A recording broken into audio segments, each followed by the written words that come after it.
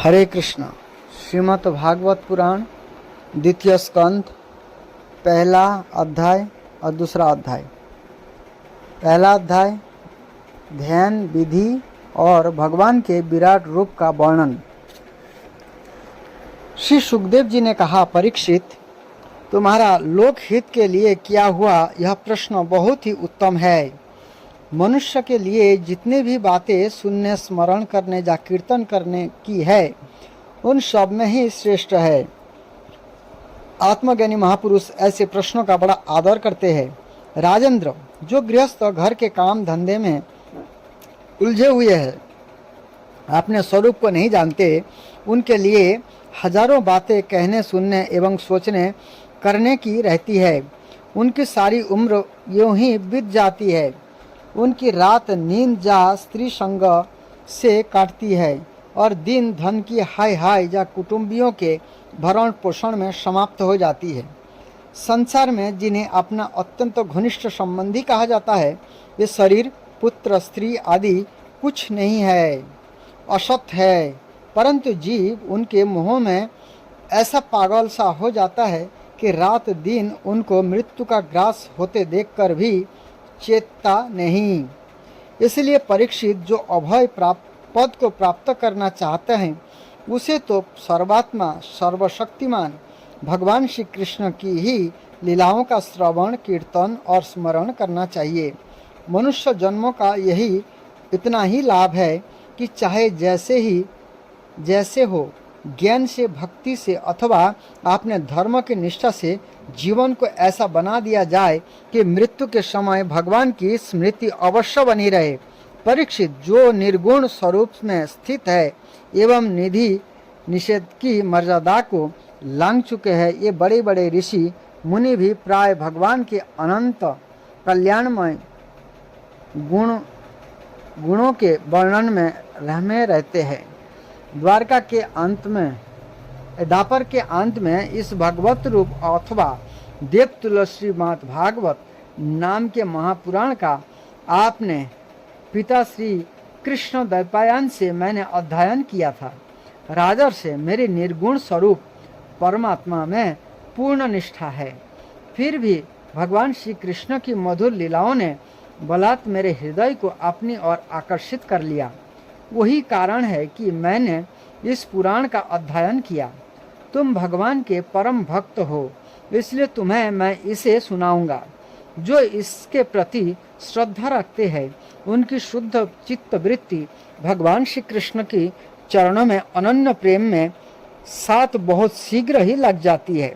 जो लोग या परलोक की किसी भी वस्तु की इच्छा रखते हैं, या इसके विपरीत संसार में दुख का अनुभव करके जो उससे विरक्त हो गए हैं और निर्भय मोक्ष पद को प्राप्त करना चाहते हैं, उन साधकों के लिए तथा जोग संपन्न सिद्ध ज्ञानियों के लिए भी समस्त शास्त्रों का वही निर्णय है कि ये भगवान के नामों का प्रेम से संकीर्तन करें। अपने कल्याण साधनों की ओर से अब असावधान होने पर पुरुष की वर्ष लंबी आयु भी जन्मा अनजान में ही व्यर्थ बीत जाती है। इससे क्या लाभ?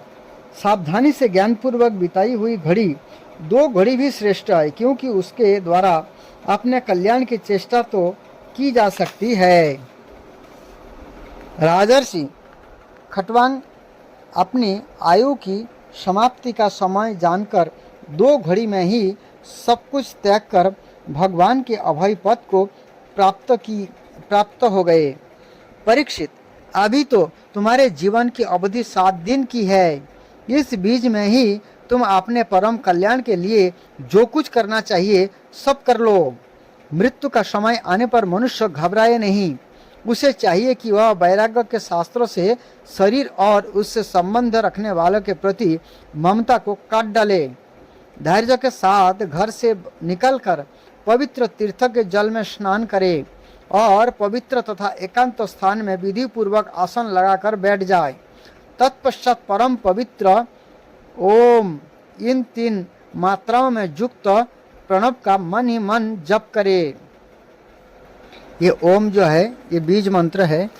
कलियुग के लिए हरे कृष्ण महामंत्र है। हरे कृष्ण कृष्ण कृष्ण हरे हरे, हरे राम राम राम हरे हरे। इस मंत्र का ज़्यादा से ज़्यादा जप करना चाहिए, इसी से ही हमारा कल्याण हो सकता है। प्रणवायुक्त बस में करके मन का दमन करे और एक क्षण के लिए भी प्रणव को ना भूले। बुद्धि की सहायता से मन के द्वारा इंद्रियों को उनके विषयों से हटा ले और कर्म की वासनाओं से चंचल हुए मन को विचार के द्वारा रोककर भगवान के मंगलमय रूप में लगाएं। स्थिर चित्त से भगवान के शिव विग्रह से किसी एक अंग का ध्यान करें। इस प्रकार एक एक अंग का ध्यान करते करते विषय वासना से रोहित मन को पूर्ण रूप से भगवान में ऐसा तल्लीन कर दे कि फिर और किसी विषय का चिंतन ही ना हो। वही भगवान विष्णु का परम पद है, जिसे प्राप्त करके मन भगवत प्रेम रूप आनंद से भर जाता है। यदि भगवान का ध्यान करते समय मन रजगुण से विक्षिप्त या तमगुण से मूढ़ हो जाए तो घबराए नहीं। धैर्य के साथ योग धारणा के द्वारा उसे बस में करना चाहिए, क्योंकि धारणा उक्त दोनों गुणों के दोषों को मिटा देती है। धारणा स्थिर हो जाने पर ध्यान में जब योगी अपने परम मंगलमय आश्रय भगवान को देखता है, तब उसे तुरंत ही भक्ति योग की प्राप्ति हो जाती है।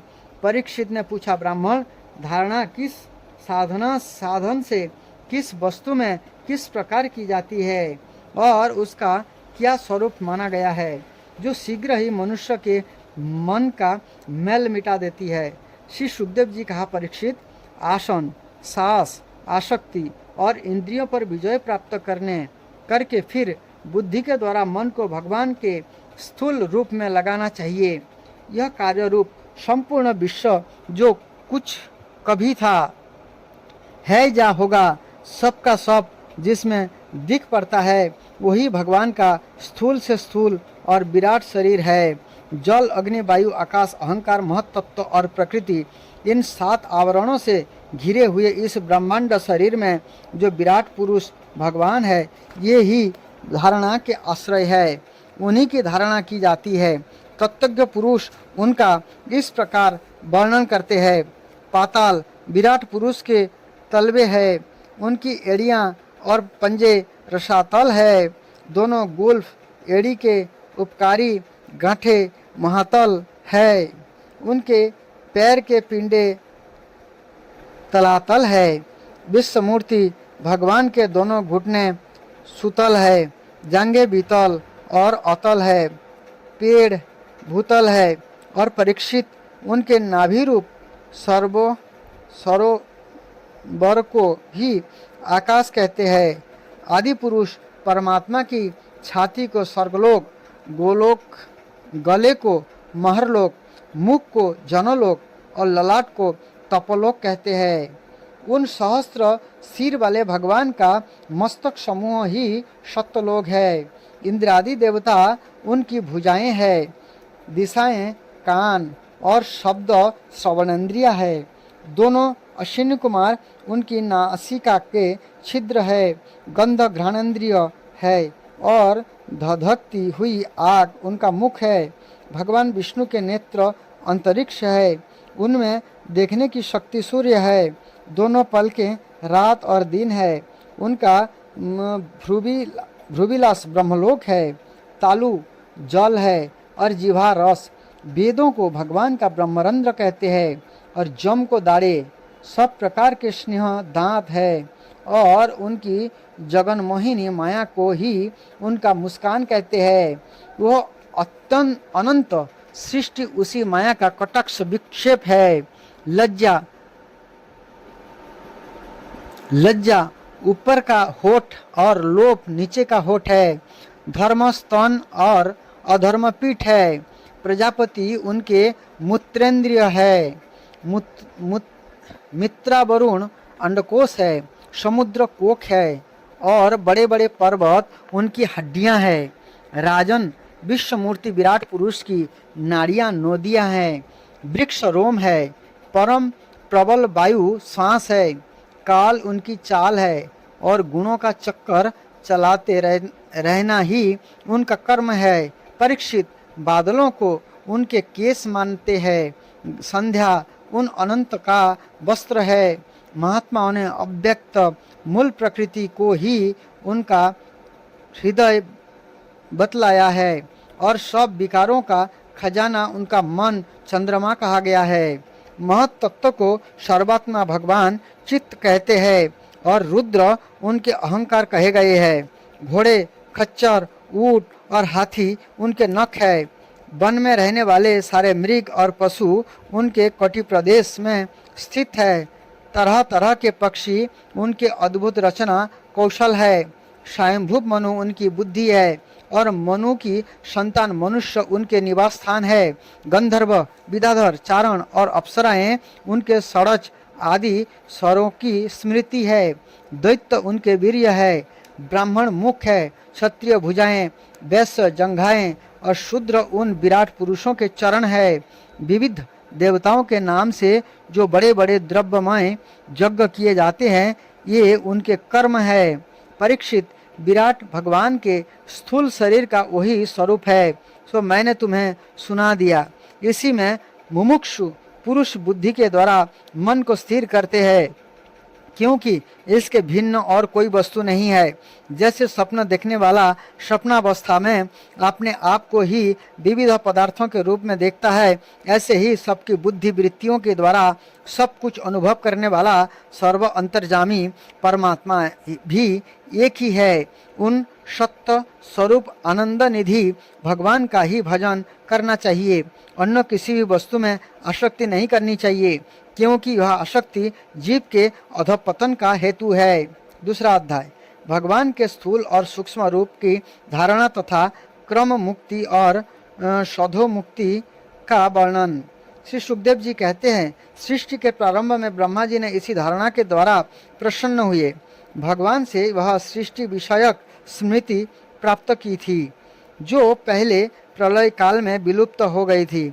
इससे उनकी दृष्टि अमोघ और बुद्धि निश्चयात्मिका हो गई। तब उन्होंने इस जगत को वैसे ही रचा जैसा कि वह प्रलय के पहले था। वेदों की वर्णन शैली ही इस प्रकार की है कि लोगों की बुद्धि स्वर्ग आदि निरर्थक नामों के फेर में फंस जाती है। जीव यहाँ सुख की वासना से सपनों सा देखता हुआ भटकने लगता है, किंतु उन मायामय लोकों में कहीं भी उसे सच्चे सुख की प्राप्ति नहीं होती। इसलिए विद्वान पुरुषों को चाहिए कि यह विविध नाम वाले पदार्थों से उतना ही व्यवहार करे जितना प्रयोजनीय हो। अपनी बुद्धि को उनकी निस्सारता के निश्चय से परिपूर्ण रखे और एक क्षण के लिए भी असावधान ना हो। यदि संसार के पदार्थ प्रारब्धवश बिना परिश्रम के यो ही मिल जाए, तो उनके उपार्जन का परिश्रम व्यर्थ समझकर उनके लिए कोई प्रयत्न ना करे। जब जमीन पर सोने से काम चल सकता है, तब पलंगों के लिए प्रयत्न करने से क्या प्रयोजन। जब भुजाएं अपने को भगवान की कृपा से स्वयं ही मिली हुई है, तब तो क्यों की क्या आवश्यकता है। जब अंजलि से काम चल सकता है, तब बहुत से बर्तन क्यों बटोरे। वृक्ष की छाल पहनकर जब वस्त्रहीन रहकर भी यदि जीवन धारण किया जा सकता है, तो वस्त्रों की क्या आवश्यकता। पहनने को क्या रास्ते में चिथड़ नहीं है। चिथड़ का मतलब होता है जो पहने हुए कपड़े को कोई पेड़ में लपेट दिया जाता है, कोई दूसरा ले जाए, इस प्रकार का कपड़े को चिथड़े कहते हैं। भूख लगने पर दूसरों के लिए ही शरीर धारण करने वाले वृक्ष क्या फल फूल की भिक्षा नहीं देते। जल चाहने वालों के लिए नदियाँ क्या बिल्कुल सूख गई है। रहने के लिए क्या पहाड़ों की गुफाएं बंद कर दी गई है। अरे भाई, सब ना सही, क्या भगवान भी अपने शरणागतों की रक्षा नहीं करते। ऐसा स्थिति में बुद्धिमान लोग भी धन के नशे में चूर घमंडी ध्वनियों की चापलूसी क्यों करते हैं। इस प्रकार विरक्त हो जाने पर अपने हृदय में नित्य विराजमान शत सिद्ध आत्मस्वरूप परम प्रियतम परम सत्य जो अनंत भगवान है, बड़े प्रेम और आनंद से दृढ़ निश्चय करके उन्हीं का भजन करे, क्योंकि उनके भजन से जन्म मृत्यु के चक्र में डालने वाले अज्ञान का नाश हो जाता है। पशुओं की बात तो अलग है, परंतु मनुष्य में भला ऐसा कौन है जो लोगों को इस संसार रूप वैतरणी नदी में गिरकर अपने कर्म जन्य दुखों को भोगते हुए देखकर भी भगवान का मंगलमय चिंतन नहीं करेगा।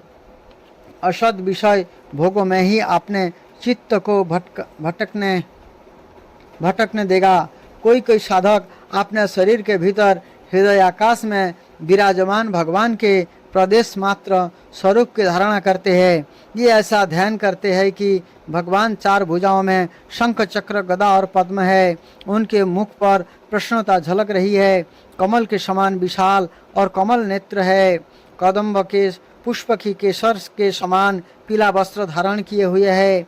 भुजाओं में श्रेष्ठ रत्नों से जड़े हुए सोने के बाजूबंद शोभायमान है। सिर पर बड़ा ही सुंदर मुकुट और कानों में कुंडल है, जिनके जड़े हुए बहुमूल्य रत्न जगमगा रहे हैं। उनके चरण कमल जोगेश्वर के खिले हुए हृदय कमल की कणिका पर विराजित है। उनके हृदय पर श्री वत्स का चिन्ह एक सुनहरी रेखा है। गले में कस्तूर मणि लटक रही है। वक्षस्थल कभी ना कुमलाने वाली बनमाला से घिरा हुआ है। एक कमर में करधनी, अंगुलियों में बहुमूल्य अंगूठी, चरणों में नूपुर और हाथों में कंगन आदि आभूषण धारण किए हुए हैं। उनके बालों की लटें बहुत चिकनी, निर्मल, घुंघराली और नीली है। उनका मुख कमल मंद मंद मुस्काने से खिल रहा है। लीलापूर्ण उन्मुक्त हास्य और चितवन से शोभायमान भवों के द्वारा ये भक्त जनों पर अनंत अनुग्रह की वर्षा कर रहे हैं। जब तक मन इस धारणा के द्वारा स्थिर ना हो जाए, तब तक बार बार इन चितवन स्वरूप भगवान को देखते रहने की चेष्टा करनी चाहिए। भगवान के चरण कमलों से लेकर उनके मुस्कान युक्त मुख कमल पर्यंत समस्त अंगों की एक एक करके बुद्धि के द्वारा धारणा करनी चाहिए। जैसे जैसे बुद्धि शुद्ध होती जाएगी, वैसे वैसे चित्त स्थिर होता जाएगा। जब एक अंग का ध्यान ठीक ठीक होने लगे, तब उसे छोड़कर दूसरे अंग का ध्यान करना चाहिए। ये विशेश्वर भगवान दृश्य नहीं, दृष्टा है। सगुण निर्गुण सब कुछ इन्हीं का स्वरूप है। जब तक इनमें अनन्य प्रेममय भक्ति योग ना हो जाए, तब तक साधकों को नित्य नैमित्तिक कर्म के बाद एकाग्रता से भगवान के उपयुक्त स्थूल रूप का ही चिंतन करना चाहिए। परीक्षित, जब योगी पुरुष इस मनुष्य लोक को छोड़ना चाहे, तब देश और काल में मन को ना लगाएं। सुखपूर्वक स्थिर आसन से बैठकर प्राणों को जीतकर मन से इंद्रियों को संयम करे। तदंतर अपनी निर्मल बुद्धि से मन के नियमित करके मन के साथ बुद्धि को क्षेत्रज्ञ में और क्षेत्रज्ञ को अंतरात्मा में लीन कर दे। फिर अंतरात्मा को परमात्मा में लीन करके धीर पुरुष उस परम शांतिमय अवस्था में स्थिर हो जाए। फिर उसके लिए कोई कर्तव्य शेष नहीं रहता। उस अवस्था में सत्व गुण भी नहीं है। फिर रजोगुण और तमोगुण की बात ही क्या है। अहंकार, महत्त्व और प्रकृति का भी यहाँ अस्तित्व नहीं है। उस स्थिति में जब देवताओं के नियामक काल की भी दाल नहीं गलती, तब देवता और उनके अधीन रहने वाले प्राणी तो रह ही कैसे सकते हैं। जोगी लोग वही नहीं, यह नहीं, यह नहीं, इस प्रकार परमात्मा से भिन्न पदार्थों का त्याग करना चाहते हैं और शरीर तथा उसके संबंधी पदार्थों में आत्मबुद्धि का त्याग करके हृदय के द्वारा पद पद पर भगवान के जिस परम पूज्य स्वरूप का आलिंगन करते हुए अनन्य प्रेम से परिपूर्ण रहते हैं, वही भगवान विष्णु का परम पद है। इस विषय में समस्त शास्त्रों की सम्मति है। ज्ञान दृष्टि के बल से जिसके चित्त की वासना नष्ट हो गई है, उस ब्रह्मनिष्ठ योगी को इस प्रकार अपने शरीर का त्याग करना चाहिए। पहले एड़ी से अपनी गुदा को दबाकर स्थिर हो जाए और तब बिना घबराहट के प्राणवायु को षड़चक्र भेदन की रीति से ऊपर ले जाए।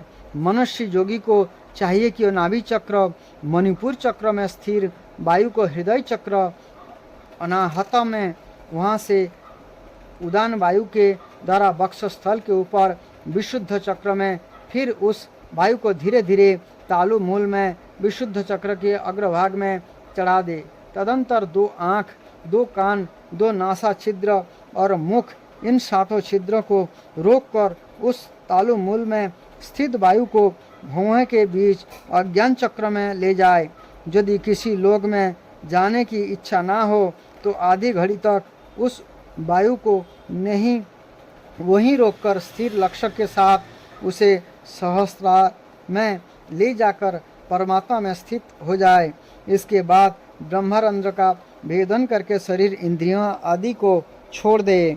परीक्षित, यदि जोगी की इच्छा हो कि मैं ब्रह्मलोक में जाऊं, 8 सिद्धियां प्राप्त करके आकाशचारी सिद्धि के साथ विहार करूं, अथवा त्रिगुणमय ब्रह्मांड के किसी भी प्रदेश में विचरण करूं, तो उसे मन और इंद्रियों को साथ ही लेकर शरीर से निकालना चाहिए। योगियों का शरीर वायु की भांति सूक्ष्म होता है। उपासना, तपस्या, योग और ज्ञान का सेवन करने वाले योगियों को त्रिलोक के बाहर और भीतर सर्वत्र स्वच्छंद रूप से विचरण करने का अधिकार होता है। केवल कर्म के द्वारा इस प्रकार बेरोक टोक विचरना नहीं हो सकता। परीक्षित, योगी ज्योतिर्मय मार्ग सुपुष्पणा के द्वारा जब ब्रह्मलोक के लिए प्रस्थान करता है, तब पहले वह आकाश मार्ग से अग्निलोक में जाता है।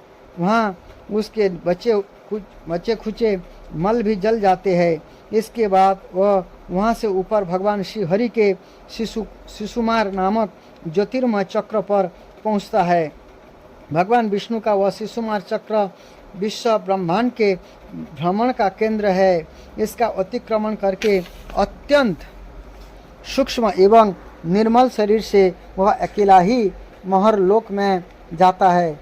यह लोक ब्रह्मवेत्ताओं के द्वारा भी बंदित है और इससे कल्प पर्यंत जीवित रहने वाले देवता विहार करते रहते हैं।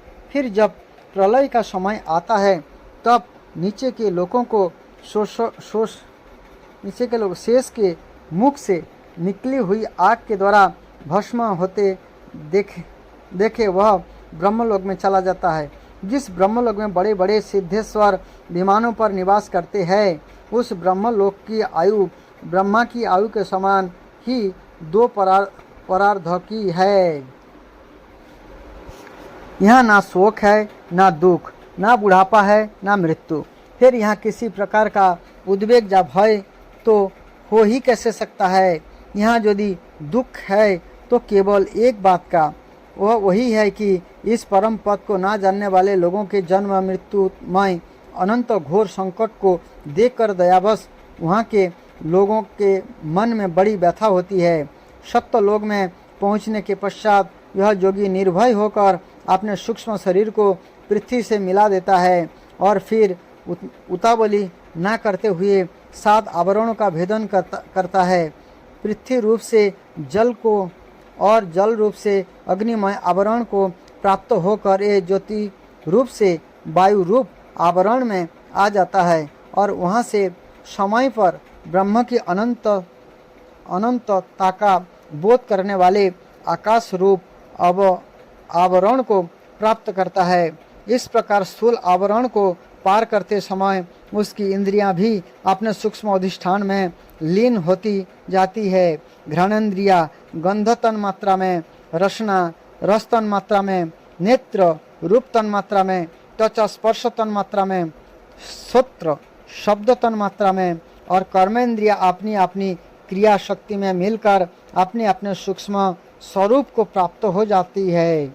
इस प्रकार योगी पंचभूतों के स्थूल सूक्ष्म आवरणों को पार करके अहंकार में प्रवेश करता है। यहाँ सूक्ष्म भूतों को तामस अहंकार में, इंद्रियों को राजस अहंकार में और मन और इंद्रियों को अधिष्ठाता देवताओं के सात्विक अहंकार में लीन कर देता है। इसके बाद अहंकार के सहित लय रूप गति के द्वारा महत्त्व में प्रवेश करके अंत में समस्त गुणों के लय स्थान प्रकृति रूप आवरण में जा मिलता है। परीक्षित, महाप्रलय के समय प्रकृति रूप आवरण का भी लय हो जाने पर भी वह योगी स्वयं आनंद स्वरूप होकर अपने उस निवारण रूप से आनंद स्वरूप शांत परमात्मा को प्राप्त हो जाता है, जिससे इस भगवानमयी गति को प्राप्ति हो जाती है। उससे फिर इस संसार में नहीं आना पड़ता। परीक्षित, तुमने जो पूछा था उसके उत्तर में मैंने वेदोक्त द्विविध सनातन मार्ग, सदोमुक्ति और क्रम मुक्ति का तुमसे वर्णन किया। पहले ब्रह्मा जी ने भगवान वासुदेव की आराधना करके उनसे जब प्रश्न किया था, तब उन्होंने उत्तर में उन्हीं दोनों मार्गों का बात ब्रह्मा जी से कही थी। संसार चक्र में पड़े हुए मनुष्य के लिए जिस साधनों के द्वारा उस भगवान श्री कृष्ण की अनन्य प्रेममयी भक्ति प्राप्त हो जाए, उसके अतिरिक्त तो और कोई भी कल्याणकारी मार्ग नहीं है। भगवान ब्रह्मा ने एकाग्र चित्त से सारे देवता, सारे वेदों को 3 बार अनुशीलन करके अपनी बुद्धि से वही निश्चय किया कि जिससे सर्वात्मा भगवान श्री कृष्ण के प्रति अनन्य प्रेम प्राप्त हो, वही सर्वश्रेष्ठ धर्म है। समस्त चौर अचौर प्राणियों में उनके आत्म स्वरूप से भगवान श्री कृष्ण ही लक्षित करते हैं, क्योंकि ये बुद्धि आदि दृश्य पदार्थ उनका अनुमान करने वाले लक्षण है। ये इन सब के साक्षी एकमात्र दृष्टा है। परीक्षित, इसलिए मनुष्य को चाहिए कि यह सब समय और सभी स्थितियों में अपनी संपूर्ण शक्ति से भगवान श्री हरि का ही श्रवण कीर्तन और स्मरण करे। राजन, संत पुरुष आत्मस्वरूप भगवान की कथा का मधुर अमृत बांटते ही रहते हैं, जो अपने कान के दोनों में भर भर कर उनका पान करते हैं। उनके हृदय से विषय का विषैला प्रभाव जाता रहता है, वह शुद्ध हो जाता है और ये भगवान श्री कृष्ण के चरण कमल की सानिधि प्राप्त कर लेते हैं। इस प्रकार से श्री ब्रह्मा जी के बाद बताया गया। सुखदेव गोस्वामी जी ने बताया 3 बार उन्होंने वेद शास्त्रों को पढ़े हैं, तो उसका सबसे सार यही सोचा है उन्होंने, जे कृष्ण के प्रेम करना, कृष्ण की शरणागत लेना, कृष्ण के प्रति जो है उनके याद करके शरीर को छोड़ना, यही सबसे उत्तम विधि है। इसलिए कृष्ण को स्मरण करना चाहिए और कृष्ण की सेवा में पूर्ण रूप से लगना चाहिए और हरे कृष्ण महामंत्र का जप करना चाहिए, जो कली युग में सबसे उत्तम विधि है। यहाँ पर बहुत सारे विधियों का बात बताया गया है जो इस कली युग में करना संभव नहीं है, लेकिन सबसे सहज सरल विधि यही है, हरे कृष्ण महामंत्र का जप किया जाए। ये कली युग के लिए बहुत आसान है, बहुत सहज सरल है और बहुत सरल विधि है। इसी के द्वारा हम भगवान को आसानी से प्राप्त कर सकते हैं और अपना मनुष्य जीवन को सफल बना सकते हैं। हरे कृष्ण।